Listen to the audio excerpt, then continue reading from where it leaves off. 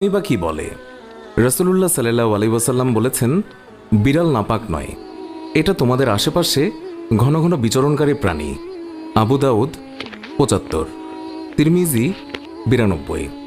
আল্লাহর রাসূলের প্রিয় সাহাবী আব্দুর রহমান রাদিয়াল্লাহু তাআলা আনহু তিনি জামার ভিতরে পোষা বিড়াল নিয়ে ঘোরাফেরা করতেন।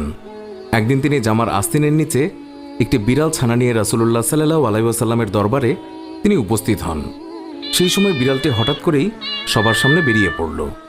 এই অবস্থা দেখে রাসূলুল্লাহ সাল্লাল্লাহু আলাইহি ওয়াসাল্লাম তাকে রসিকতা করে ইয়া আবু হুরায়রা, অর্থাৎ হে বিড়ালের পিতা, এই বলে সম্বোধন করলেন। এরপর থেকে তিনি মূল নামের চেয়ে আবু হুরায়রা নামে বেশি খ্যাতি লাভ করলেন।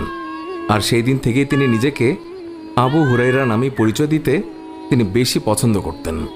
আল্লাহর রাসূল সাল্লাল্লাহু আলাইহি ওয়াসাল্লাম তিনি যখন ওযু করতেন তখন নিজের ওযুর পাত্র থেকে বিড়ালকে